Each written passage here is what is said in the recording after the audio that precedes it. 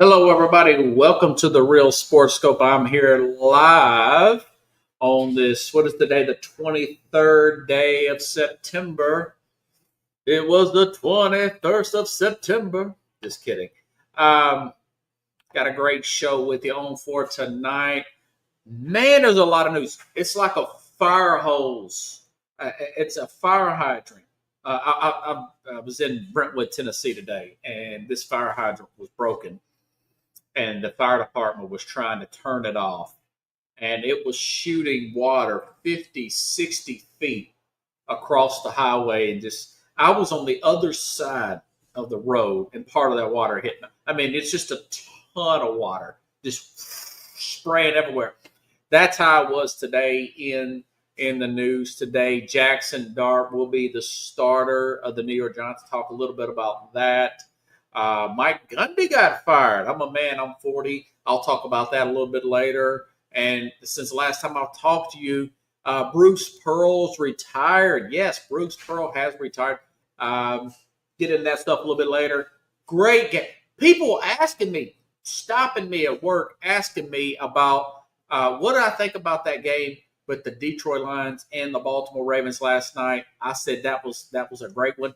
I usually don't stay up that late on Monday nights to watch these games, but I did. I watched the end of it because I thought the Ravens were going to come back. But anyways, a lot to get to. Got the Power Five, and also I'll make this announcement before I go to the break. Andre Gibson, fan favorite Andre Gibson, will be back tomorrow. He's going to call in. I'm going to put up a phone here, or I may put it up over here by my microphone. And he's going to call in as he has computer problems. But it's going to be very cool radio style. Andre's going to call in and going to talk about the Titans and whatnot. I know Brian Callahan. I'll probably get to that story tomorrow. I'm going to stop calling plays. That's a step. I mean, the Titans are in real trouble right now. He's going to do that. Plus, he's wanting to comment. Billy Napier, Florida. What's going to happen there? Another guy on the hot seat. So, love Andre. Can't wait to bring him back on the program. He'll be on tomorrow about 30 minutes past the hour. So, let's take our first on the break. I'll hit the ground running, and we'll break down that Detroit game here in just a little bit here on the Real Sports Scope. Hello, Sports Scope followers. The program has seen tremendous growth since going 5 days a week. I just wanted to thank everybody for your cash contributions and sharing the program with friends and families. Just a reminder, if you want to contribute to the program, go to the Cash App, the cash sign, and Sports Scope. There are other ways to contribute to the program listed at the bottom of the screen. If you want to advertise on the program, go to Sports, that is Sports with an S, another S, Scope, SKOPE, at gmail.com, just like it's listed at the bottom of the screen. Thank you and enjoy the program. All righty then, folks. I'm back here live. You know, I just want to say this. This was, I don't think I'm being hyperbole here. This is the most impressive road win for Detroit since Dan Campbell has been the coach. Now, I know that they played on opening night a few years ago. They played at Kansas City. Kansas City had some injuries coming into that game. I want to say Kelsey was banged up. Chris Jones was in the middle of a contract dispute. That was impressive still. It was still impressive by the Lions. But mind you, folks, that Lamar Jackson, prior to this game, has had three losses to the NFC in his whole career. He lost to fluky kind of games to the Giants. He lost to the Eagles, and that was it. That was last year. I mean, unbelievable record. This guy's been in the league since 2018, and the last time these two teams have played 2 years ago, 38-6. This game was over with midway through the third quarter. It was like 38-35. It was a ridiculous score. I mean, this was like a big-time college team on Austin Peay. That's where I went. But this was the most impressive road win to run the ball, to physically run the ball like they did on the Baltimore Ravens. You know, I was really at all by this performance here by this team here. I had to get the number right here in hand because I don't want to look like I'm exaggerating. 224 yards rushing against that Baltimore run defense. Unbelievable. I know that the Ravens had often had problems early in the season. I talked about it a couple of weeks ago when they lost to Buffalo, up in Buffalo, referring back just a few years ago. Remember when Tua beat them? That comeback Miami put on them in September in the last few minutes. They were up like 17 or something like that. I was referring that into the Buffalo Bills game and whatnot.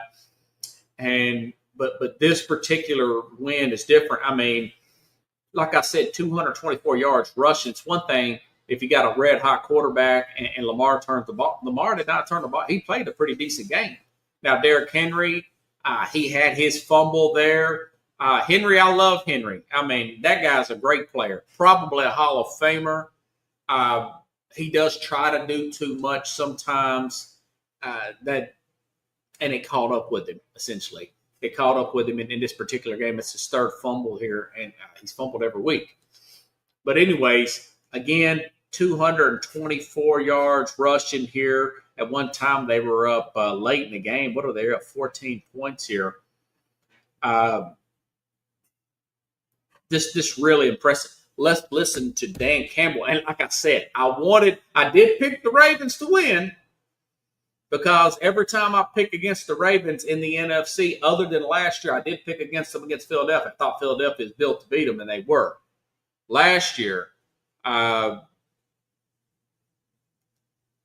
this year, I wasn't going to get beat by this, you know. But listen to Dan Campbell giving out footballs afterwards. They got 7 sacks. This Muhammad guy, defensive end, he was not even had a job last year. Picked up off the street. Great call by Brad Holmes here.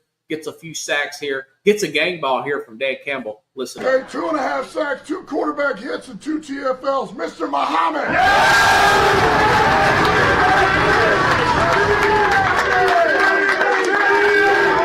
You know what? I want to thank every player, every coach, everybody that's in this organization, because about a year ago, I was home. I was on the couch. So when you get an opportunity, you make sure you take advantage of it. Yeah. I want to also thank the guys in my room for helping me out this week. You know, without them, I wouldn't have been able to do what I did tonight.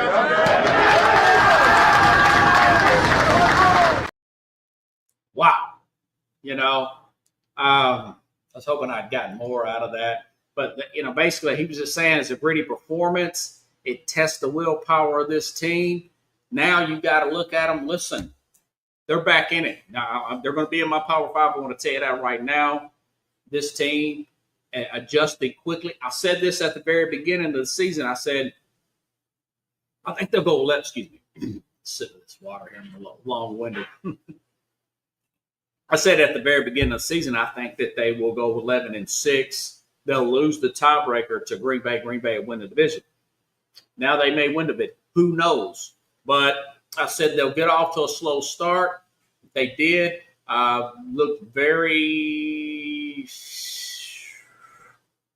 I don't know, crackly, rusty, lack of communication, you name it, during the preseason. Of course, we saw it big in the Green Bay game. They recovered quickly. Did the Chicago defense in, although Chicago had injuries, wasn't really sure what that performance would mean playing against this Raven team. I played the cuts last week. Brian Branch said, listen, guys, let's not get too excited this week. The safety there, who's playing great, by the way. Man, what a pickup. Good, another good draft pick by general manager Brad Holmes. But anyways, let's not get up ahead of ourselves, Brian Branch says. We have a big game coming up next week. We got Baltimore next week. And, of course, they showed up and showed out here. Like I said, 7 sacks by the defense. And, of course, what does Jim Harbaugh say? He had a comment on Derrick Henry's fumble. And here's his quote after the game. Derrick Henry's been able to take care of the ball throughout his career to this point this year. Fumbling has been an issue. I mean, what do you even say to him, considering this hasn't been the norm for him?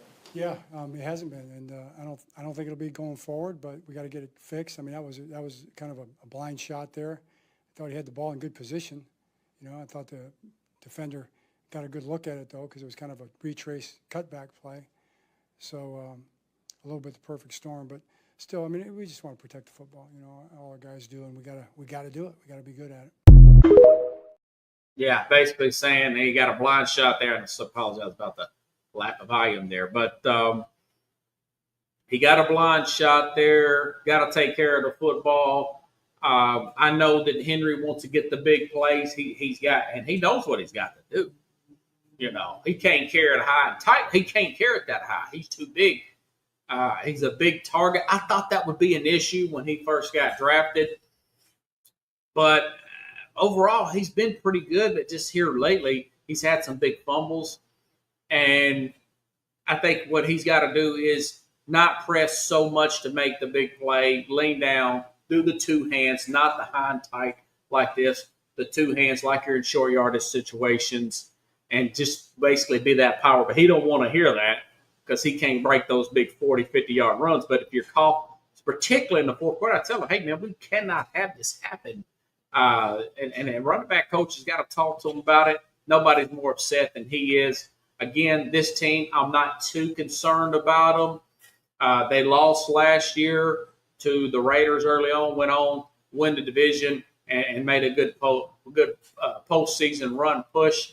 The other side of it is maybe Lamar's just making too much money, and they're not being able to get younger on that front end of their defense. Remember, Buffalo ran on them pretty well, and now the Lions have ran on them pretty well. So they've got to address that D-line and do something about that. That is becoming somewhat of a bugaboo. This is very un-Baltimore-like. Normally, as the weather gets cooler, they get better. That defense gets better. I still think this defense will get better. I still believe in Baltimore Ravens defense. Don't get me wrong. But to give up that kind of rushing yards with this defensive line is just not acceptable for the Ravens standards. Anybody up there will tell you that on the coaching staff. So that's something else to monitor as far as Lamar's salary versus what they're putting in that side of the ball. They've spent more money on the other side of the ball. Let's see how this thing plays out. But they've got the Chiefs next week. I'm leaning Chiefs right now because they play Monday night. I know they're going to go in there ticked off and ready to go, but so are the Chiefs. Chiefs going to be ticked off too. They're both 1-2. Keep that in mind, okay? All righty then. Great game, though. Man, what a game. Let's see. Okay, we talked about the 5 biggest games. We talked about the 5 biggest games, and the 2 that myself and the Mad New Yorker disagreed on, per se. The 2 that we disagreed on were the LA Chargers and the Denver Broncos and the 49ers and the 49ers and the Arizona Cardinals game. Now, watching those games in real time, of course, I'm pulling for my teams to win. I always want to be right, you know. I'm looking at them and I'm thinking to myself, man, this is close right here. I thought Denver was going to win that game. You know, I look at Denver, for one thing, the LA Chargers, Najee Harris torn his Achilles. You could see it. He goes down when the ball's handed off as a non-contact injury, grabbing that Achilles. It looked bad from the get-go. Same thing with did not look good there with Nick Bosa with the 49ers. But putting those 2 teams together, this is an example. Both of those games are classic examples, prime examples of quarterback head coach relationships and systems that fit perfectly. Yes, I said the 49ers too. The 49ers and the LA Chargers, Sundays was a prime example of that. Like I said, Nick Bosa got hurt, 49ers. With Mac Jones himself, with the PCL sprain, Mac Jones. But he's getting rid of the ball quickly. This system is perfect for Mac Jones. If he keeps playing like this, is there going to be a quarterback controversy with him or Brock Purdy? He's getting rid of the ball in like 2.1 seconds or something. This is perfect for him. But anyways, Mac Jones, PCL sprain, had this, like I said, he had this brace on his leg in the middle of the game. Note the 49ers are also without Juan Jennings, and of course, Brandon Ayuk's been out for a while. And I know that Arizona had their share of cornerback injuries, but still, this was a gritty win for San Francisco. Man, they had a safety late in the game. The defense, without Nick Bosa, had to get a stop, got the ball back. Mac Jones rallies them back, gets the go-ahead field goal, and ultimately the game winner. Then you look at Justin Herbert. I mentioned the fact that Najee Harris having a torn Achilles goes down in the game, and also Micaiah Beckham got a concussion in the game, not to mention the fact that Rashawn Slater, yeah, you heard that right, Rashawn Slater has been out since the preseason. Remember, he got hurt in training camp there, and they sacked Herbert 5 times in that game, and he had an interception. And they still like I said, they were down a touchdown. They played Monday night. That's probably why. That's why I mentioned that with the Mad New Yorker. They played Monday night, so they're a little bit fatigued there. This LA Charger team, but good chemistry, coach, quarterback chemistry, system perfect for quarterback, rally back, win, get a late touchdown, 10 points late to get the go-ahead 23-20 win there. And again, with the 1-point win with the 49ers, 2 examples of that. Couldn't be more impressed with those 2 performances. Very tight, low-score games. Really like it. Now, that being said, I do think both of these teams are falling apart. I think that the 49ers losing a guy of the caliber of a Nick Bosa, they're going to have to make some phone calls. I thought about it today driving in on the way home from work, and I thought to myself, well, what about Kayvon Thibodeau from the 49ers? Could you give up a 3rd-round pick? Would that be asking too much? I know he was a 1st-round pick, but listen, they've got Brian Burns on that team, and also they've got who was the other guy? They've also got Abdul Carter. Of course, they drafted him early in the draft as well this past year with the number 4 overall pick and whatnot, if I'm not mistaken. Number 3 pick. Either way, could you get a 3rd-round pick and maybe a future round pick there for Kayvon Thibodeau to play in the place of a Nick Bosa? You're going to need a major. We saw that. I just got done talking about the Ravens game, that the difference that the Lions defense looks with a healthy Aiden Hutchinson. Remember, he got hurt last year playing off of this Muhammad guy, who was just the player that they brought in off the street here from last year that's flourishing last night. Got some sacks there on Lamar Jackson. Hutchinson got a sack himself, was in the backfield all night long. You need that dominant pass rusher. If they're thinking Super Bowl, I had them going to the Super Bowl. I'm having second thoughts about that, the fact that Bosa's hurt. But they did get the win. They're 3-0, 3-0. 2 of those games on the road, another one against a tough divisional opponent who always plays well at the beginning of the season in Arizona. Do you go after him, or you go after by the trade deadline, which is in November, which is going to be huge this year, or do you go after a guy like a Myles Garrett, up the ante? Garrett's 30 years old. You could see this team as a big win this week, but he's not going to be there for that full rebuild. I don't think he will be. I know they gave him a lot of money in the extension in the offseason, but could the Browns use 2 more first-round picks and maybe a third or something like that at a later time? Yes, they could. They could. And put him on that 49er defense, led by Robert Saleh as the defensive coordinator, I think that they can still do some things. I like what Mac Jones is doing. I like the fact that Brock Purdy Brock Purdy has been out a couple of weeks, and they're 2-0 since Purdy's been hurt. I think they're going to be fine. Christian McCaffrey hanging in there. They're going to get Ayuk back. They're going to get, obviously, Juwan Jennings back and George Kittle back as well. So they're not – Kittle didn't even play in that game. They still won. Pearshaw had a good game. Ricky Pearshaw, second-year player out of Florida, over 100 yards. He's perfect for that offense, and so is Mac Jones. Good job. Good pickup by the 49ers to pick him up and sign him. He's getting life. Maybe Mac Jones can be the next Sam Darnold or perhaps I don't know, Baker Mayfield, who's 3-0, by the way. So that's an interesting take there. We'll just have to let it play out there. Okay.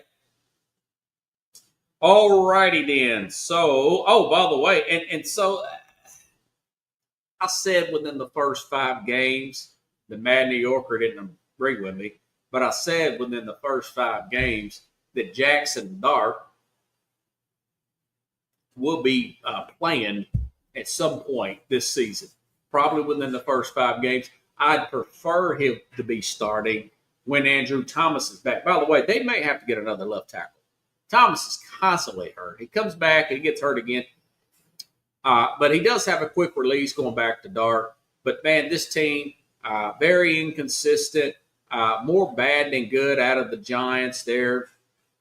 Another disappointing outing for this team. I know it was against Kansas City, but it just seems like a putt-putter offense. It just seems to stutter and stutter and stutter. Scatterboo, I think you can get him the ball the more in the flat. I'd use him like an H-back there. Move him around all over the place like a Chris Cooley used to play for the then Washington Redskins. You got neighbors out there. You got some plays out there to be made for this offense. I know that left tackle situation is dire, but, Russell Wilson, he's been seeing this for the last few years. He's good in spots. He had a play the other night. It didn't have nothing to do with no defense. It just looked like the ball was just shot out. My dad would call it duck. It looked like it was so short. I'm thinking, who is he throwing to, man? It just needs a player. I understand and plus, Brian DeBall and him and Joe Sheehan, of course, both the general manager and the head coach are both on a major hot seat right now. They're looking at this situation. Man, we got to make something happen fast here. So I wish it was at a better spot for them where they had Thomas healthy, but they're going to go ahead and take a chance and put Jackson Dart in. Let's see how it plays out. And I was texting the Mad New Yorker on Sunday night. I said, because Scottaboo got the touchdown because he called him Scamaboo the other day when they drafted the guy. But or back in April. But I said, they are the boringest team to watch, I think, in the NFL. I know there's some boring teams out there. Tennessee's pretty boring. Cleveland's boring. But, the Giants always seem to be a boring team, a team that really can't run the ball. They've always been about defense and short passing and trying to win plays at the end. They're always on TV, though, because they're in that big market. So I can understand it. I just hope that Dart does not get hurt. And the O-line thing is somewhat squared away. But time's running out for the coach, and they need something to happen. So it is what it is. I feel vindicated on my predictions, if you know what I mean. Okay. So I got to all that stuff. Let's go to the Power 5, if I can find it. Now, take my time in here. Okay, the Rams. Listen, the Rams, and I talked about this before when I made my pick to pick the Eagles. The Rams, folks, had to come here to Nashville in the Central Time Zone on Sunday a couple of weeks ago, fly back to LA, practice all week, then come for another early start. So your body clock's way off here, even if they stayed here, which I don't think they did. But because it's Central, that's too far away from here to Philadelphia. That would be ridiculous. So my guess is they've flown back, then they've flown to Philadelphia for a 1 o'clock Eastern start time game. I was thinking, okay, and I played this guy on fantasy thinking he's going to kill it, and Saquon Barkley, and of course he didn't. Yes, this is no mistake.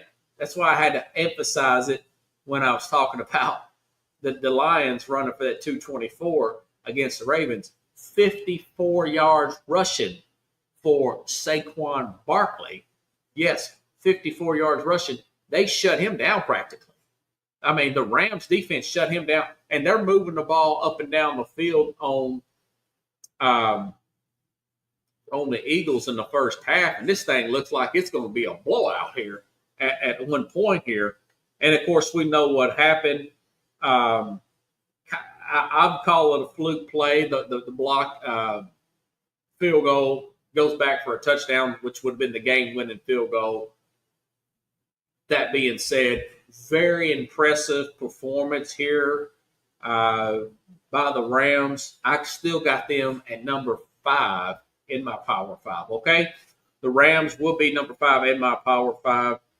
They proved they could play and beat anybody. Need a little help at corner. They may be another team that may make a run out of corner, maybe go up with L'Jarius Sneed here in Tennessee at the trade deadline. I hope they don't give away anybody.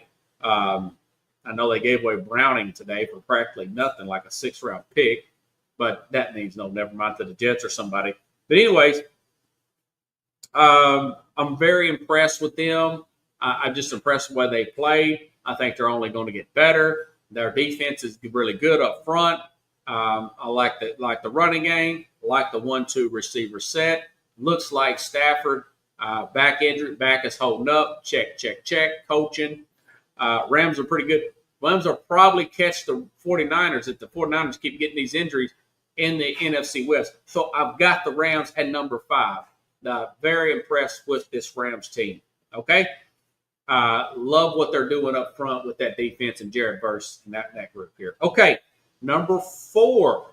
Now, this Detroit team, I know you said, man, you really high on the team that, maybe you're leaning too much into this Monday Night Football. Listen, they scored 38 points at the Baltimore Ravens, and I mentioned earlier, 224 yards rushing.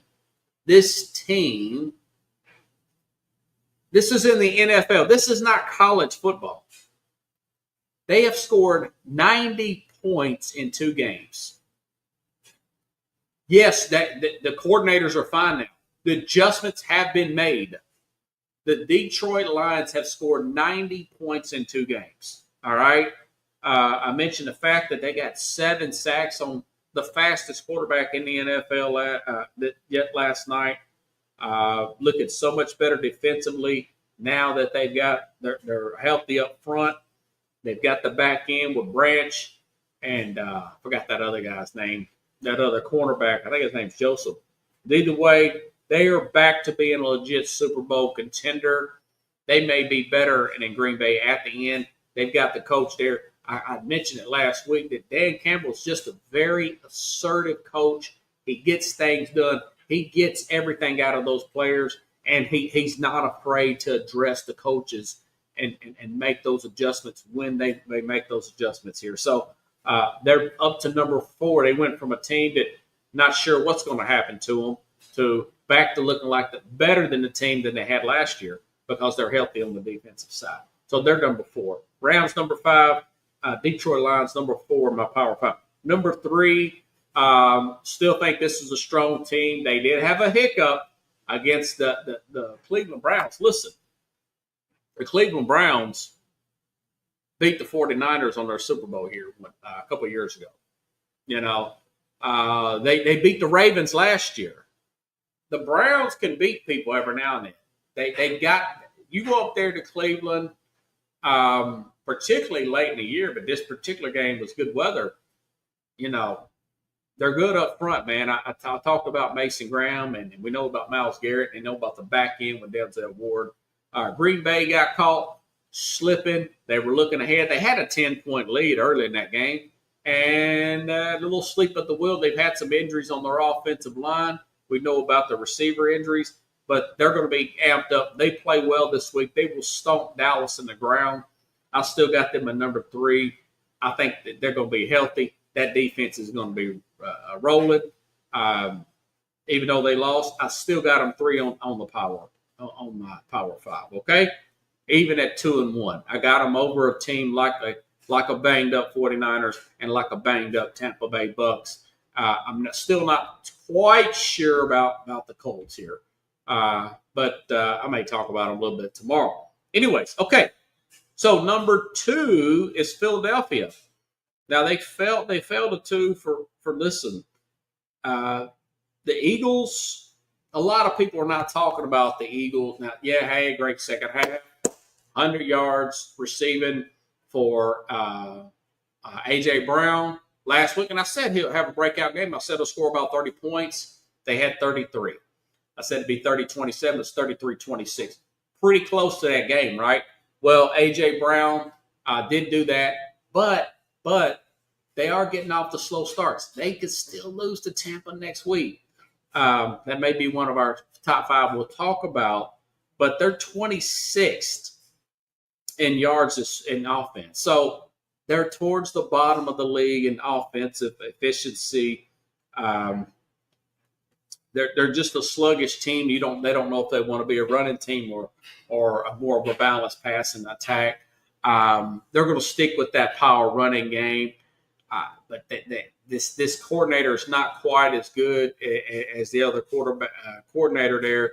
We saw this when they're changing coordinators. They've had this last time they was in the midst of a coordinator change. They went out in the first round of the playoffs. They lost the 4 or 5 last games, and they almost Sirianni almost got fired. Of course, they came back and won the Super Bowl last year. So they fell down in my rankings to number 2, and they can get back up to number 1 if they get it back together offensively. But I've got them at number 2 as of now in my Power 5. And number 1, the Buffalo Bills. I mean, best in yards, best offense in the NFL and in yards per game, 4th in points in the NFL, also 3rd in turnovers for defensive side. They're top 10 in defense and yards allowed. There's still room for improvement. They still got Joey Bosa on that team. Ed Oliver. I think some guys have been banged up on the defensive side. They had some players step in. I think they're going to get better. I think a lot of these teams are going to get better. Okay. So let's go back over the Power 5 again. Number 1, I think Buffalo's the number 1 team right now. Number 2 is the Philadelphia Eagles. Knocked them down to 2 because they're 26th in yards. But, hey, they're champs. They're playing great and everywhere else. The defensive line, back half, the corners, pretty good. Anyways, number 3, Green Bay. Defense still playing pretty well. I still think they're an explosive team. Still like their resume up to this point. I think they'll bounce back. And number 4, that's number 3. Number 4, Detroit. Like I said, love what they did. 90 points last 2 games. Number 5, love what the LA Rams are doing. They can beat anybody out there. Okay? So that's my Power 5. I know it's a little controversial because some of them teams are undefeated, but honorable mention, Tampa. Tampa got injuries everywhere. They keep mounting. Mike Evans will be out again this week. So there's only so many injuries that you can withhold without start losing some games. Also, the Colts, I don't know if I really impressed that much with Daniel Jones, although they played well. Those are honorable mention teams. Of course, the 49ers, just mention the 49ers, but man, they seem to be falling apart everywhere. They'll get back in my Power 5 probably in another week or so, okay? If they keep winning, especially without Nick Bosa. So that's my reasoning for those honorable mention players and whatnot. Like I said, it was a great weekend in the NFL. One of the better weekends. A crazy weekend. A lot of block kicks and stuff for touchdowns. Haven't seen anything quite like that. But anyways, in other news, Mike Gundy. Mike Gundy was fired. Now, things kind of got south here. This is not really a college segment. I'll get some more into the college game tomorrow. I'll have Andre Gibson come on the program tomorrow.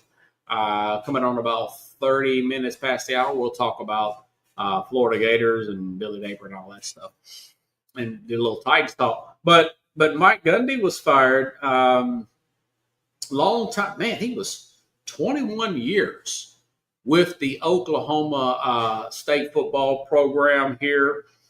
Man, they were 1-2 to get off the season start. 69-3 loss. I mean, that tells you that they're really off from the competition when you get beat like that. That 69-3 loss to Oregon, that says that you're not even FBS school.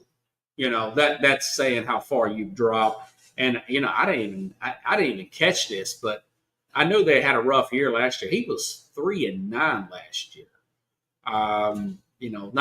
Not keeping up with the transfer portal, not utilizing NIL, and maybe NIL is just an issue with money. But sometimes it's just that the coach gets stale there. You see this a lot in college football. The Texas move off Mike Brown. Things got stale with him. Things happen in sports here. So I'm sure they'll bounce back. He'll bounce back. But I just think the guy needed to change the scenery. At one time, about 10 years ago, he was a candidate to become the Tennessee. It was rumored to be a candidate to become the Tennessee head coach. He probably should have made that move, but I think he got like a raise to stay at Oklahoma State. They're winning 9 and 10 games, keeping them competitive, putting out prospects and whatnot. But I've got to play you with Mike Gundy, who looks a lot different now than he did then because he's got the mullet here. I think he's a Theo Vaughn fan. I don't know when the mullet came back, but all of a sudden, the last few years, the mullet has came back. But here's him back in 2007. It's one of his famous rants that's been played over and over forever and ever. Listen up. Where are we at in society today? Come after me. I'm a man. I'm 40. I'm not a kid. Write something about me or our coaches. Don't write about a kid that does everything right, that's heart's broken, and then say that the coaches said he was scared. That ain't true.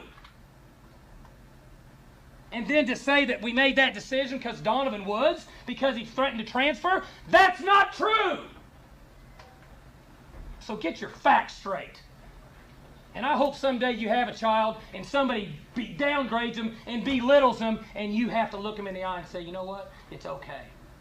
They're supposed to be mature adults, but they're really not. Who's the kid here? Who's the kid here? Are you kidding me? And that's all I got to say. Makes me want to puke.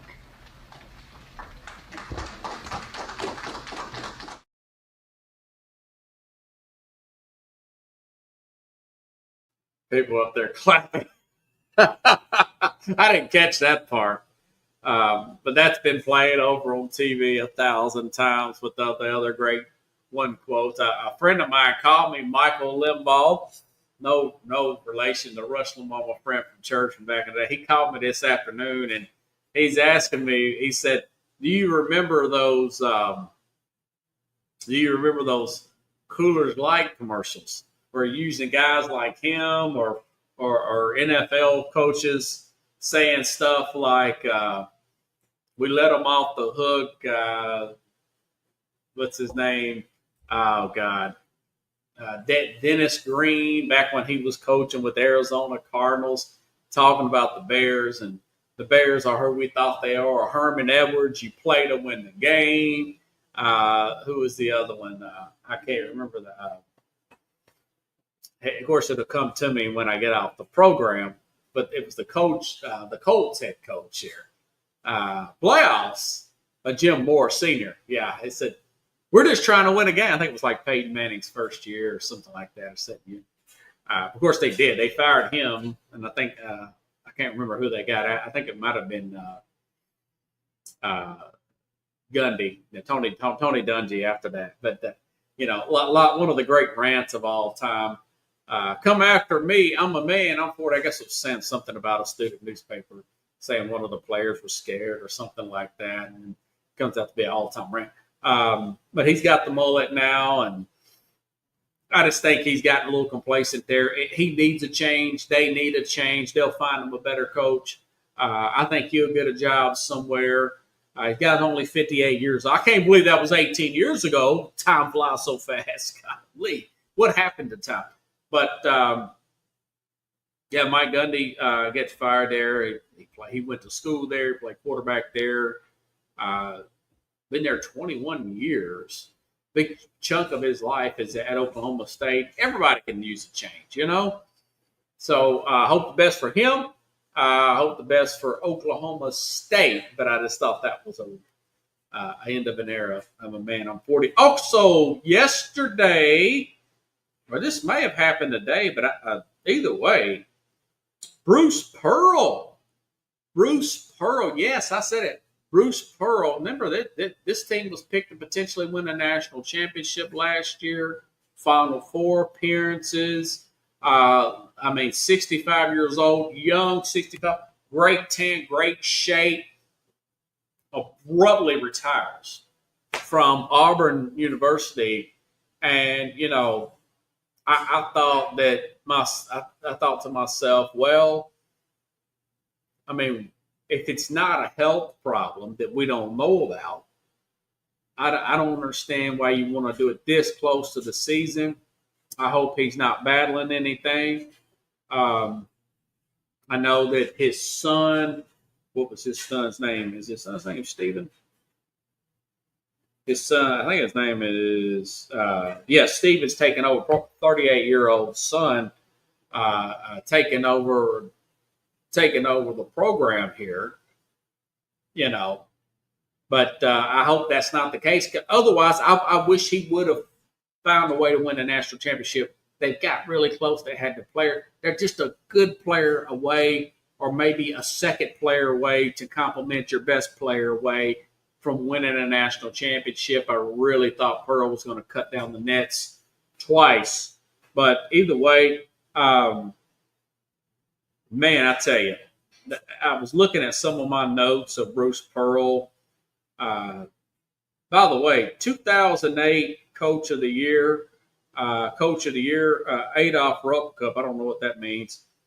But he won the Horizon League Coach of the Year in 2002, 2003, and 2005. Four-time SEC Coach of the Year, 2006, 8, 22, and 25, which was last year. Just unbelievable.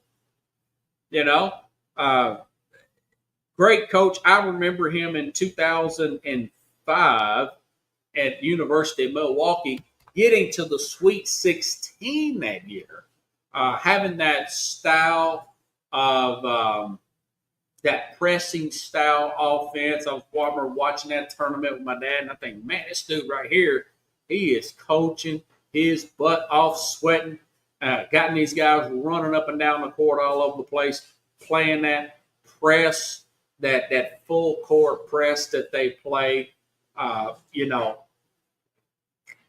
thought, this guy's a pretty good coach. I bet he's going to get a job somewhere. And sure enough, Tennessee hires him that year when the tournament is over in 2005. It seemed like it wasn't that long ago after that particular season ended.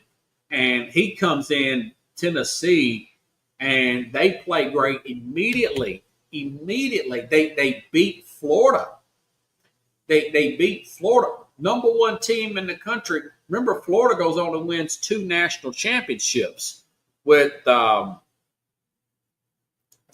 Joakim Noah, Al Horford, that group there.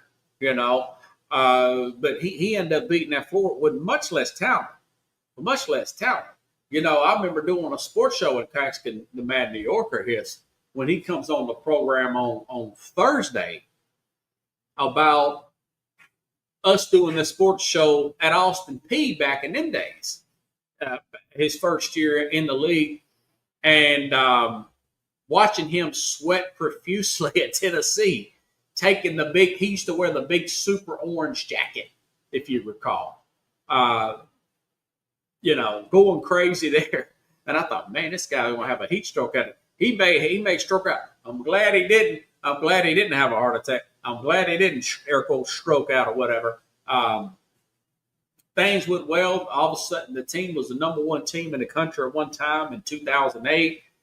They made several Sweet 16s, Elite 8 runs with Tennessee, getting very, very close to the Final Four. The talent started to get better. And then the incident happened with, which was so stupid on his part, and he'd be the first one to tell you that he the recruit incident with the barbecue. He wasn't allowed to have recruits, and that sounds stupid now. We're in this Alfred guys millions of dollars there in NIL money, but then the NCAA was like the police, and he panicked, told the guys to lie about it, got called, whatever, and he got the show calls for 3 years, 2011 to 14. Comes back. Remember, Auburn was nothing, laughing stock. Football school, they were good when they had Barkley. Well, shoot, that was the 80s, man. So comes to Auburn and, makes Auburn number one team, Final Four team type of team. And now, he's wanting to retire. Now, I think, and I wish this wouldn't be the truth, although I understand it.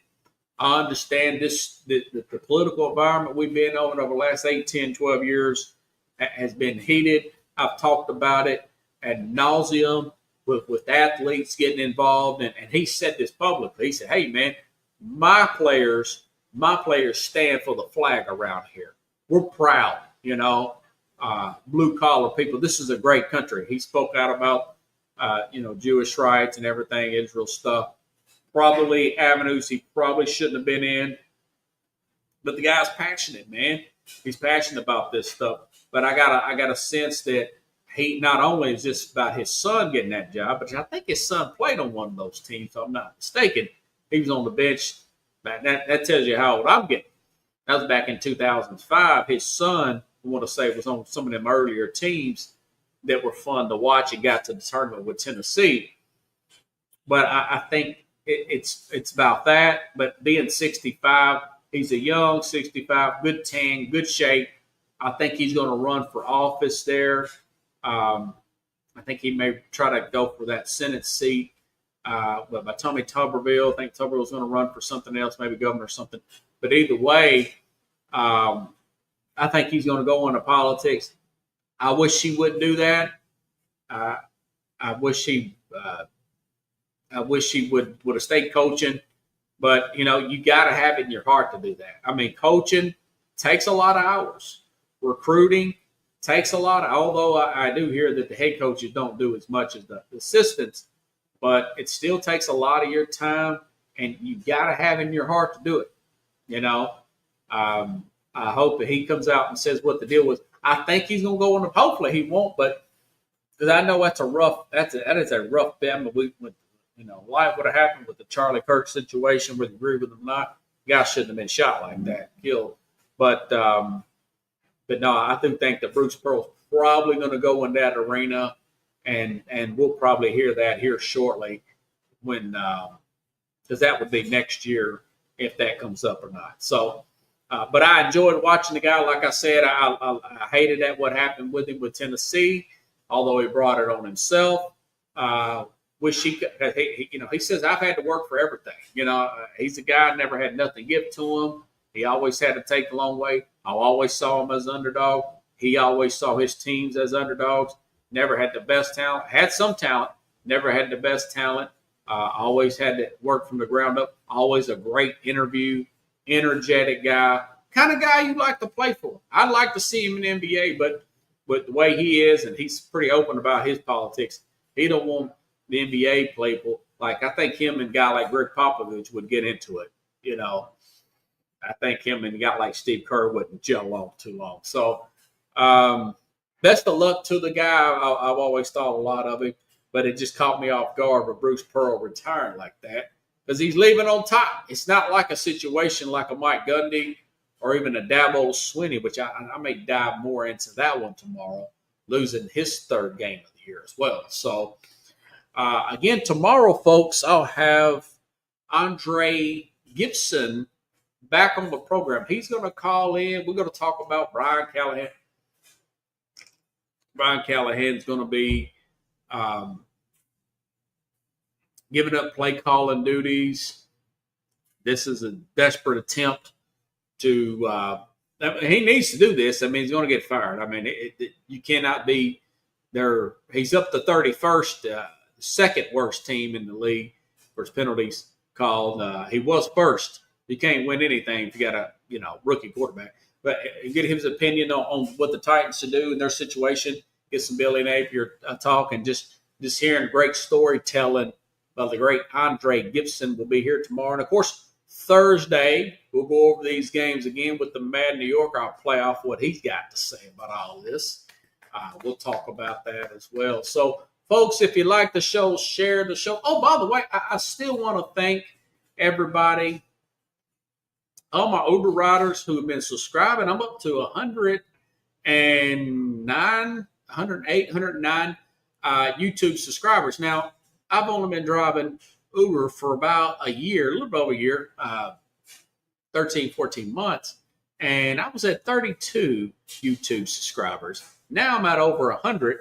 And I want to thank my Uber riders for subscribing to SportsScope here and meeting people from all over the country, all over the world for that matter. And you've really coming out from it. I really appreciate that. And a lot of you that subscribe are also tipping me, and I really appreciate that as well. Okay, I want to say that. And listen, folks, Friday night, by the way, I'll be at a high school football game, and I'll hopefully bring in some new interviewees from the program. This is a huge, huge high school game coming up Friday night in Murfreesboro, Tennessee. Blackman High School, who's at Juan Jennings, by the way, went there. Blackman High School, who's big play for the 49ers, but also a friend of mine, her son plays for Oakland High School in Murfreesboro, undefeated. They are killing everybody. Her son plays for my friend Gloria.